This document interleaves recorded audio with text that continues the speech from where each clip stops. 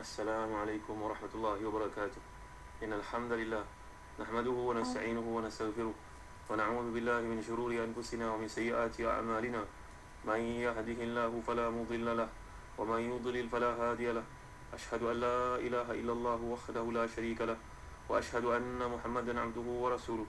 Ya ayyuhalladzina amanu taqullaha haqqa tuqatih wa la tamutunna illa wa antum muslimun. يا أيها الناس اتقوا ربكم الذي خلقكم من نفس واحدة وخلق منها زوجها وبث منهما رجالا كثيرا ونساء واتقوا الله الذي تساءلون به والأرحام إن الله كان عليكم رقيبا. يا أيها الذين آمنوا اتقوا الله وقولوا قولا سديدا يصلح لكم أعمالكم ويغفر لكم ذنوبكم ومن يطع الله ورسوله فقد فاز فوزا عظيما. أما بعد. Saudara Nabi bersama Hadi Syahudin, sedang yang dirahmati Allah sekalian, alhamdulillah bersyukur kita kepada Allah Subhanahu wa taala. Dengan limpah kurnianya dapat kita menyambung kuliah tafsir kita menerusi surah Al-Ahqaf. Dan kita masih lagi berada pada episod yang pertama dari surah yang mulia ini, iaitu firman Allah Subhanahu wa taala, A'udzubillahi minasyaitonir rajim. Bismillahirrahmanirrahim. Hamim. Tanzilul kitab minallahil azizil hakim. ما خلقنا السماوات والأرض وما بينهما إلا بالحق وأجل مسمى والذين كفروا عما أنذروا معرضون. قل أرأيتم ما تدعون من دون الله أروني ماذا خلقوا من الأرض أم لهم شرك في السماوات ائتوني بكتاب من قبل هذا أو أثارة من علم إن كنتم صادقين. ومن أضل ممن يدعو من دون الله من لا يستجيب له إلى يوم القيامة وهم عن دعائهم غافلون. وإذا حشر الناس كانوا لهم أعداء وكانوا بعبادتهم كافرين.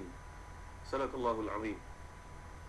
Tuan-tuan yang mulia sekalian, baca Al-Quran Karim ini raikanlah hukum wakaf dan tidak dengan betul. Kalau kita perhatikan dalam Quran wakaf dan tidak yang telah pun ditemui kaedahnya oleh Syekh Tan Sri Datuk Hasan Azhari dan putranya Pres Madya Dr. Abdul Rauf bin Hasan Azhari Hafizahumullah. Pada ayat yang keempat sebagai contohnya kita boleh berhenti pada Aruni madza khalaqu minal ard, berhenti situ. Kemudian ambil balik semula Aruni madza khalaqu minal ardi am lahum syirkun fis samawat. Mana ambil tu kena betul. Kalau ambil tak betul, nanti maknanya tergantung dan silap, boleh membawa kepada makna yang silap. Sepertilah kita gambarkan dalam bahasa Melayu kita. Ahmad minum teh, bunga di bawah rumah. Padahal Ahmad minum teh, bunga di bawah rumah. Tapi kerana kita stop dekat Ahmad minum teh, bunga di bawah rumah, maknanya janggal. Bunga apa bawah rumah? Rupanya Ahmad minum teh, bunga di bawah rumah. Lebih parah lagi kalau Quran ni kita berhenti di tempat yang silap, tuan-tuan, maka maknanya pun mengalih kepada satu benda baru yang tidak dimaksudkan oleh Allah SWT. Kita memang masuk dalam konteks kamin qari'il Quran al-Quranu yal'anu. Ramai yang baca Quran lana, kerana hukum baca wakafnya salah. Pada ayat kelima pula, mengikut Quran wakaf yang tidak ini, harus bagi kita untuk berhenti. Wa man adallu mimman yad'u min dunillahi man la yastajibu lahu ila yaumil qiyamah. Kemudian nak sama mana? Adakah boleh sama wahum an du'aihim ghafilun? Tak boleh. Kena ambil balik. Man la yastajibu lahu ila yaumil qiyamati wa hum an du'aihim ghafilun. Inilah yang diwarnakan dalam Quran wakaf tidak, untuk kita memahami dengan betul agar tidak tersilap maknanya lagi, tuan-tuan. Maksudnya Hamim, kitab Quran turunkan dari Allah SWT yang Maha Perkasa lagi Maha Bijaksana. Kami tidak menciptakan langit dan bumi dan apa yang ada di antara keduanya melainkan dengan tujuan yang benar dan dalam waktu yang telah ditentukan. Dan golongan yang kafir berpaling dari apa yang telah diperingatkan kepada mereka.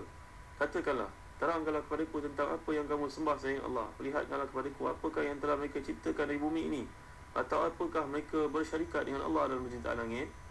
Bawalah kepadaku kitab yang sebelum Al-Quran ini, atau peninggalan dari pengetahuan orang-orang terdahulu, jika kamu adalah orang-orang yang benar. Dan siapakah yang lebih sesat daripada mereka yang menyembah sembahan-sembahan selain Allah, yang tidak dapat memperkenankan doanya sampai ke hari kiamat, dan mereka lalai dari memperhatikan doa itu. Dan apabila waktu itu dikumpulkan pada hari kiamat, yang saya sembahan mereka itu akan menjadi musuh bagi mereka dan mengingkari pemujaan-pemujaan mereka. Muslimin muslimat yang dimuliakan Allah sekalian. Jadi Allah beritahu bahawa dia telah menurunkan Quran kepada hamba-Nya dan Nabi-Nya Muhammad sallallahu alaihi wasallam. Allah menyifatkan dirinya dengan sifat perkasa yang tidak terbatas pada perkataan dan perbuatan. Bahkan segala tindakan Allah adalah hikmah. Kemudian Allah menjelaskan, ma khalaqnas samawati wal arda wa ma bainahuma illa bil haqq. Kami tidak ciptakan langit dan bumi dan apa antara keduanya melainkan dengan benar, bukannya sia-sia. Wa ajalin musamma, dan waktu yang telah ditetapkan, tidak lebih dan tidak kurang. Walladzina kafaru amma unziru mu'ridun, dan golongan kafir sentiasa berpaling daripada apa yang diperingatkan kepada mereka. Mereka menghindarkan diri daripada peringatan yang ditujukan kepada mereka.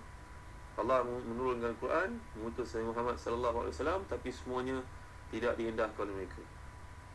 Kelak mereka akan mengetahui akibat buruk perbuatan degil mereka itu. Lalu Allah menjelaskan, qul, katakan, ara'aytum ma tad'una min dunillahi aruni madza khalaqu min al-ard. Katakanlah kepada orang musyrik yang menyembah Allah ni, menyembah selain daripada Allah, terangkan kepadaku apa yang kau sembah, apa yang telah mereka buat daripada bumi ini yang kamu sembah itu. Tunjukkanlah kepadaku tempat di bumi ini diciptakan oleh sembahan-sembahan kamu itu selain Allah Subhanahu wa taala. Am lahum syirkum fis samawat, ataukah mereka telah bersyarikat dengan Allah dalam menciptakan langit? Apakah mereka bekerjasama dengan Allah untuk menciptakan langit? Kerana langit kita tak nampak apa ada di situ, tuan-tuan.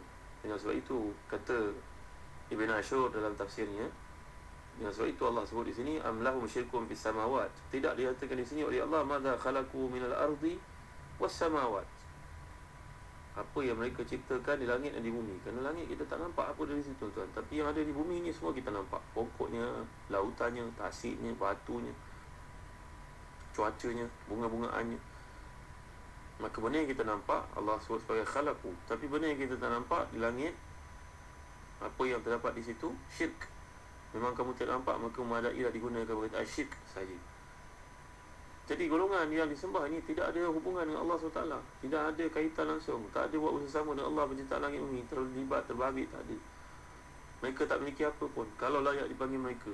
Benda-benda ni bukannya ada akal, tidak layak dipanggil mereka, tapi penggunaan ni untuk memudahkan kita faham, tuan-tuan.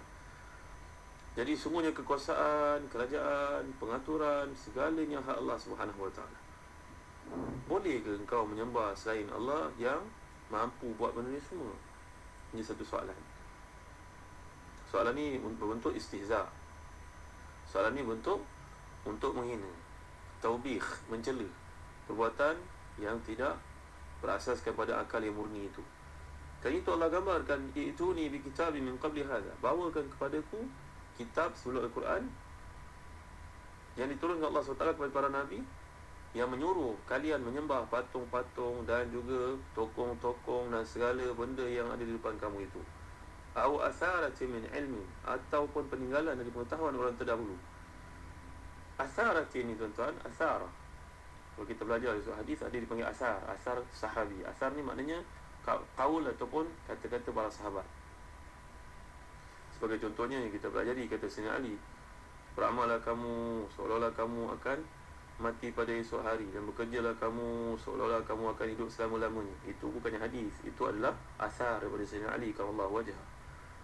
Asar ni, tuan-tuan, satu perkara yang menunjukkan adanya satu benda itu. Itulah sebabnya Allah menggunakan surah Al-Hadid, summa qaffayna ala atharihim birusulina. Lagi dalam surah Ghafir yang mana kita belajar dahulu, atharan fil ard,